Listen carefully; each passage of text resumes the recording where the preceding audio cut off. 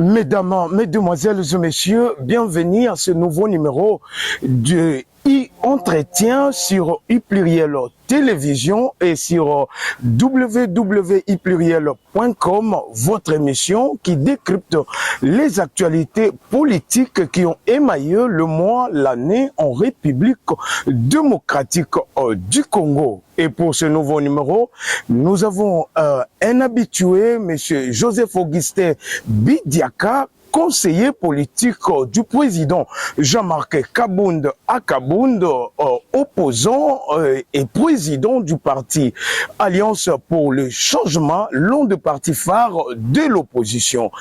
Joseph Augustin Bidiaka, bonjour. Bonjour, messieurs les journalistes. Vous êtes conseiller politique du président Jean-Marc Kabound à Kabound, président du parti politique Alliance pour le changement, l'un des partis phares de l'opposition, de cet ancien vice-président de l'Assemblée nationale de la République démocratique du Congo. Dites-nous comment l'Alliance pour le changement a accueilli la nouvelle de la libération du président Jean-Marc Kabound. Merci, messieurs les journalistes, pour cette question. J'allais juste rectifier quelque chose par rapport à la présentation que vous avez faite. Oui, effectivement, je suis conseiller politique du président Jean-Marc Kabound, mais du moins, je suis le coordonnateur des conseillers politiques. Donc, je coordonne les pôles politiques au sein du cabinet du président Jean-Marc Kabound, dont j'ai plus ou moins 5 ou 4 conseillers politiques qui sont sous ma charge.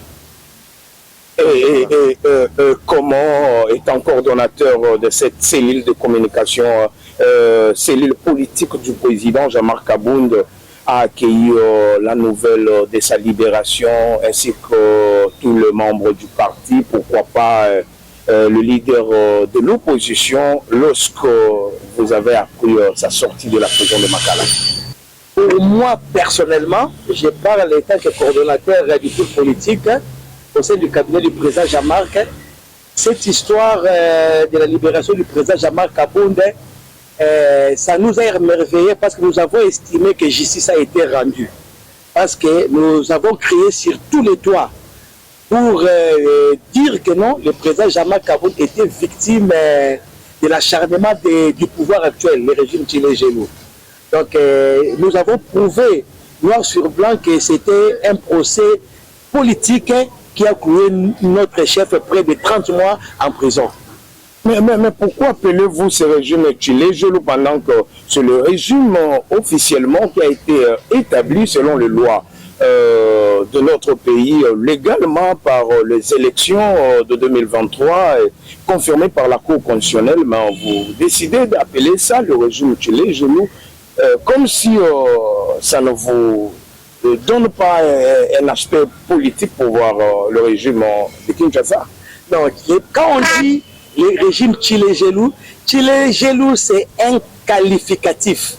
C'est-à-dire que non, on a qualifié ce régime Tshilé-Gelou parce que c'est un régime tribal. Donc, les Louba savent ce que ça veut dire Tshilé-Gelou.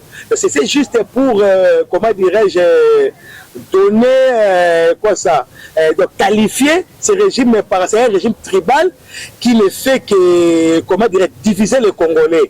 Donc c'est par rapport à ça que les Congolais se sont dit non, qualifions cela Tshilé-Gelou. C'est les mêmes. Tous les motocyclistes ne sont pas des Louba, mais on les appelle tous des Wewa. Donc voilà un peu ce que je pouvais dire par rapport à ça. Le 24 avril dernier, lors d'un meeting du président Jean-Marc Kabound à l'esplanade du parti, lorsque l'Alliance pour le changement célébrait son 3e année d'existence, le président a tenu par son discours de mots forts contre le régime de Kinshasa et en l'accusant régime des corrupteurs, des jouisseurs, des incompétents, étant coordonnateur de la cellule politique. Comment avez-vous aperçu le discours de votre leader Jean-Marc Kabound? Merci, messieurs les journalistes. Le président Jean-Marc Kabound n'a pas tenu des mots forts contre les régimes en place. Donc, je paraphrase avec Platon, est plus détesté que celui qui dit la vérité. Les héros sont toujours pendus sur une croix. Les gens ne supportent pas la vérité. Jean-Marc Kaboundé n'a pas, comment dirais-je, incriminé, on peut dire que la vérité. Mais Augustin Bidiaka, de Jusser, de Chile Genoux, des régimes des incompétents. La libération par un envoyé spécial à côté du président Félix Antoine Tshisekedi de Chilombo, mais moi je trouve un peu, vous ne voyez pas que ça se trouve un peu bizarrement par là que Kaboundé aujourd'hui, lors de meetings, critique la personne qui lui a fait sortir de la prison. Comment analysez-vous tout ce que les gens disent tout autour de cette libération qualifiée de négociable par trichement d'un envoyé spécial, soit de l'étranger ou nationaux, accusés, bon, comme on peut le dire. Quand vous le dites qu'on vous a accusé par le régime en place, que vous avez négocié cela. Pouvez-vous vous expliquer de tous ces méandres entourant la libération de Jean-Marc Kaboundé? Qui rire. Je pourrais dire ceci, que le monde entier m'écoute. Je réponds à cette question étant que coordonnateur des conseillers politiques du président Jean-Marc Kaboundé au sein du cabinet. L'IDPS, je vais rafraîchir comment dirais-je, ceux qui me suivent partout à travers le monde, la mémoire. L'IDPS et la famille Tshisekedi doivent beaucoup au président Jean-Marc Kaboundé. Pourquoi? Si l'IDPS est aujourd'hui au pouvoir, c'est grâce au président Jean-Marc Kaboundé. Il ne faut pas oublier l'histoire. Ce n'est pas les élections, ce n'est pas les élections qui a donné à Tshisekedi le pouvoir étant le président de la République. Il y a une autre cour, soit un autre CENI qui s'appelle Jean-Marc Kaboundé. Donnez-moi le temps de répondre à votre question. Vas-y. Il ne faut pas oublier, je vais vous rafraîchir la mémoire. À Genève, il ne faut pas oublier que le président Félix Tshisekedi, étant que président national de l'UDPS, avait crié haut et fort que les changements étaient Martin Fayou, le président Martin Fayou. C'est grâce à la perspicacité, au courage, à la vision du président Kaboundé qui est aujourd'hui l'IDPS au pouvoir. Mais Kaboundé n'était pas seul. Il y avait Valentin Moubaké, il y avait Augustin Kabouya, il y avait le Paul Chilumba, il y avait aujourd'hui DGA, Deraskine Fishmoukoko, et c'est tous ces gens-là qui représentaient à l'époque la force de l'IDPS. Ce n'est pas vous-même, ce n'est pas Jean-Marc Kaboundé. Je vous rappelle quelque chose. Vous savez, quand ma force à moi, étant que coordonnateur, j'étais toujours premier dans les cours d'histoire. Depuis l'école primaire jusqu'à ce que j'ai fini l'université. Ce n'est pas Mathieu Chilumba et des gars qui vont me démentir, ils le savent. C'est-à-dire quoi? L'histoire est l'étude du passé de l'homme depuis son apparition sur la terre. Quand vous parlez de Jean-Marc Kaboundé, du président Jean-Marc Kaboundé, il faut avoir beaucoup de respect à la personne de ces messieurs. Vous savez quoi? Mais ils étaient très nombreux, les gens que vous avez cités, je ne vais pas faire leur publicité. Quand le président Etienne Tshisekedi, le Sphinx, était arrivé à Kamina, quand il dit, les Valentin Moubaké, je le répète, tous ceux que vous avez cités là, ils étaient là à Kamina. Et le président Félix, donc Etienne Tshisekedi a présenté le président Jean-Marc comme étant les héros vivants. Ils étaient tous là, les maîtres Moubaké, Moumou Kendi, les Valentin consorts.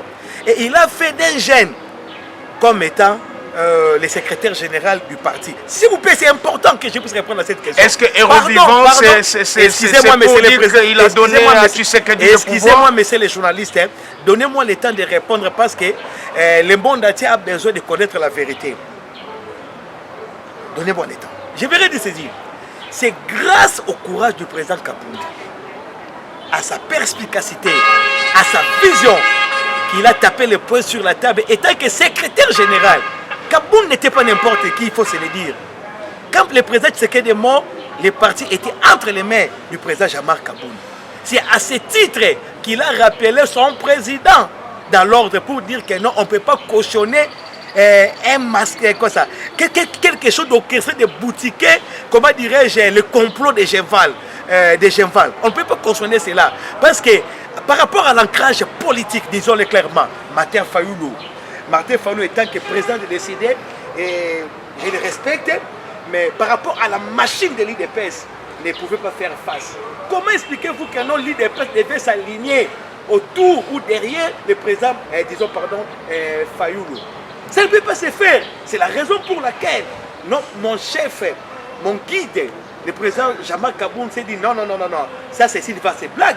Hein? On ne peut pas s'aligner, derrière le président Fayoulou, à qui je respecte. Mais du moins, l'IDPS était une machine.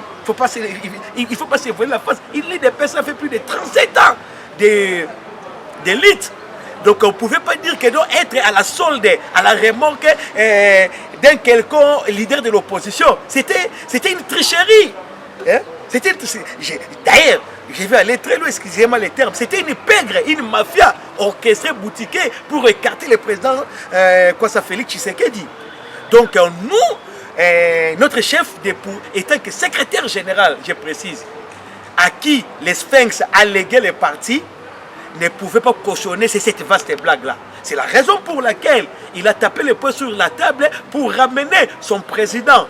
Ce n'était pas la vision de l'IDPS, mais c'était la vision de Jean-Marc Kabound. Je dirais ceci. Il n'y a pas une fédération sans noyau fédérateur.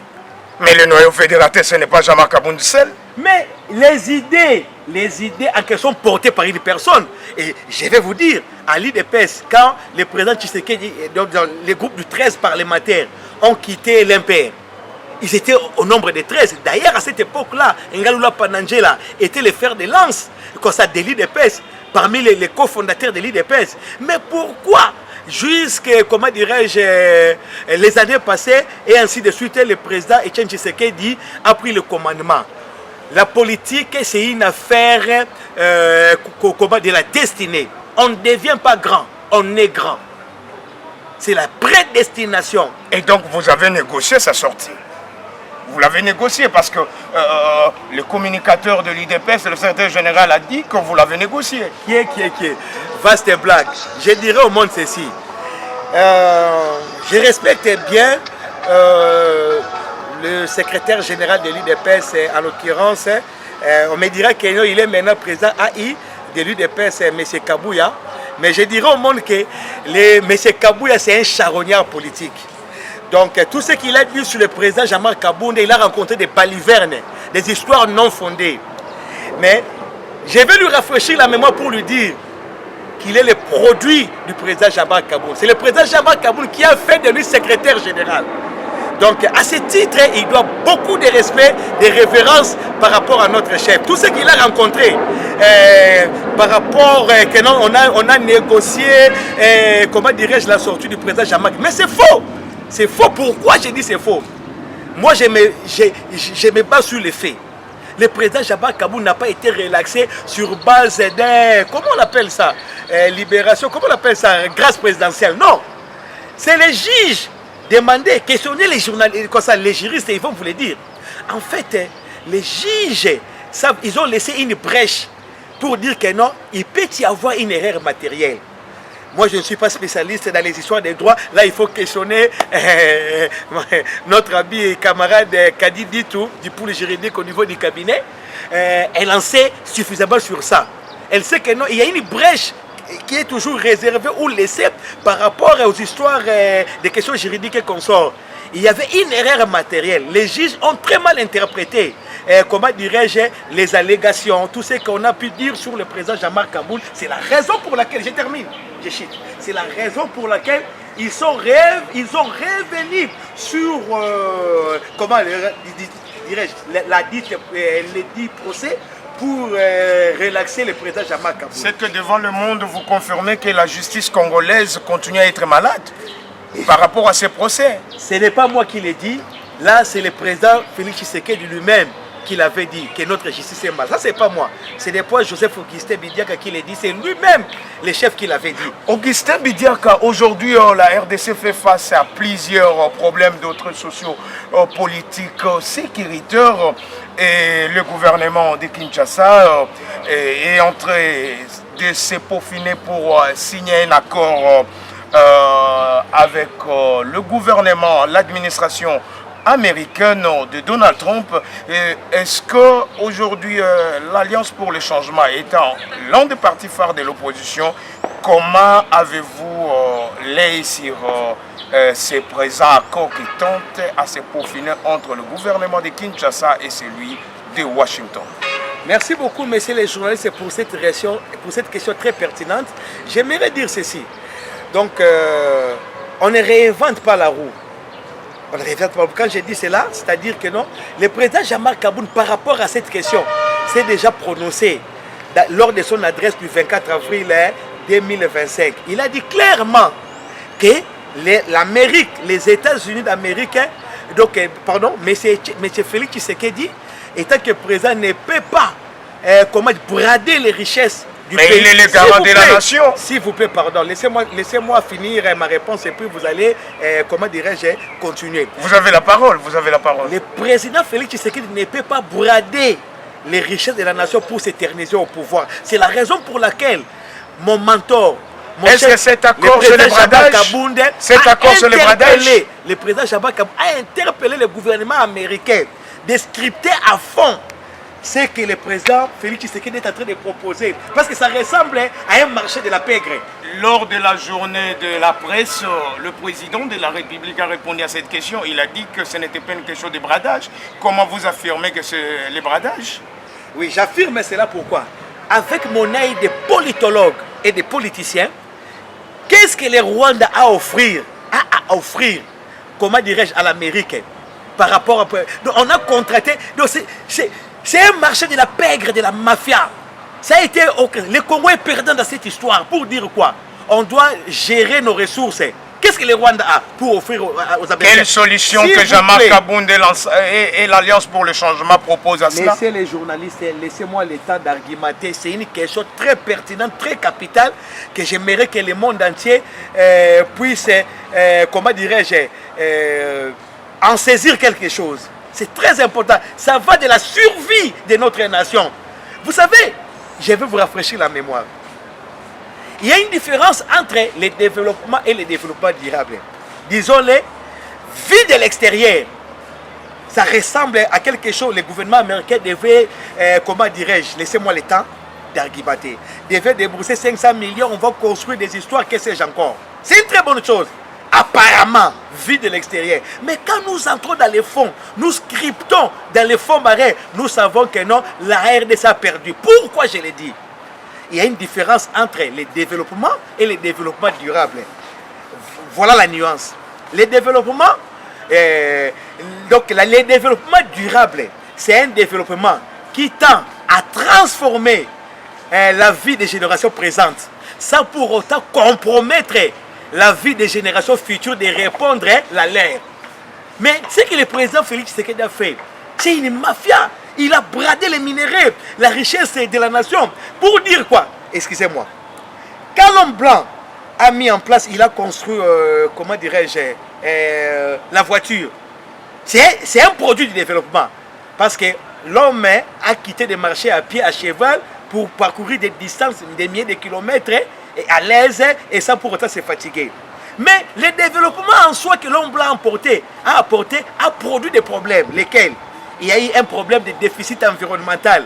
Il y a eu un problème du gaz à effet de serre. Donc le développement en soi a produit bien d'autres problèmes qui nuisent aujourd'hui à la survie de la race humaine. C'est la raison pour laquelle aujourd'hui, vous voyez, on parle des problèmes de réchauffement de la nature, de la planète, des problèmes de gaz à effet de serre, des histoires des inondations, que sais-je encore. Et comme toujours, la RDC a toujours payé la facture, comme depuis Berlin en 1885. Aujourd'hui, maintenant, il y a un problème. La RDC a un problème que les gens ne savent pas. D'ailleurs, Mobutu était un visionnaire, je vous l'ai dit. Au-delà de tout ce qu'il a pu commettre, étant que formé sur le plan politique et, disons, économique, Mobutu était un voyant. Quand il a dit, lorsque toute la nature deviendra artificielle, il restera en RDC, disons, au Zaïre, une nature naturelle. Et il a continué pour dire que non, nous n'avons pas peur de montrer à nos visiteurs, nos huttes, nos volcans, nos forêts, que sais-je encore.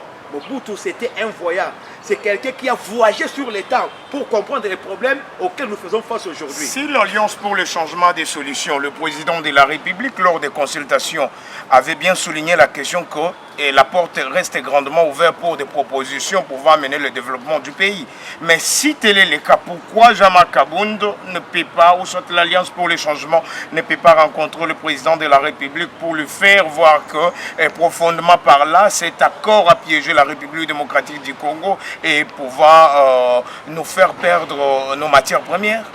Et vous restez campé dans votre position, vous pensez que c'est ça la solution?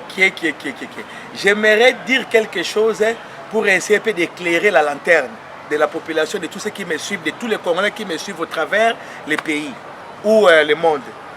L'Alliance pour les changements, nous ne faisons pas de la figuration en politique. La politique n'est pas du scoutisme. Mais Kabila, laissez-moi Félix, tu sais que c'est votre frère. Messieurs les journalistes, laissez-moi l'État. C'est votre frère. Laissez-moi l'État d'argumenter. C'est très important ce que vous questionnez.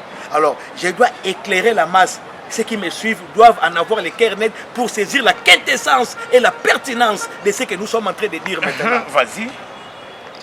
En politique, on ne peut pas faire on n'est pas venu faire de la figuration.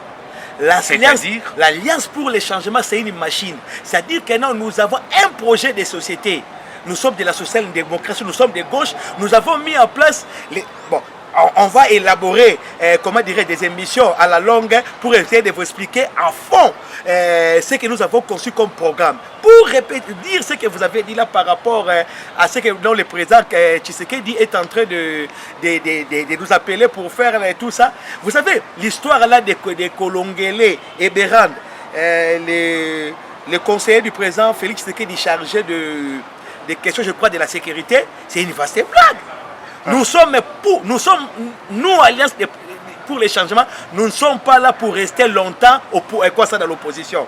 Nous sommes bel et bien là pour conquérir le pouvoir et l'exercer le plus longtemps possible par des moyens démocratiques. On ne peut pas refuser. Écoutez-moi, je vais vous dire. Vous savez, toutes les guerres, la première, la deuxième guerre du monde, n'importe quelle guerre, finissent toujours sur une table de négociation. Je vous parle étant qu'un expert. D'abord, je suis gradué en sciences politiques, licencié en relations internationales. J'en profite pour savoir que... Non, je suis dans votre réflexion. C'est qu'aujourd'hui, le gouvernement peut se taper la main d'avoir négocié avec le M23. Et selon votre analyse étant qu'un analyste politique, et le coordonnateur de la cellule politique du président Jean-Marc Kabound, est-ce que le gouvernement peut espérer à une paix durable par rapport à la négociation qui a eu lieu à Doha avec l'AFC M23 de Corneille Nangaa? Mais bien évidemment, messieurs les journalistes, laissez-moi le temps. C'est une matière très sensible. J'aimerais que les Congolais partout ils me suivent. Attendez ce que j'ai à dire.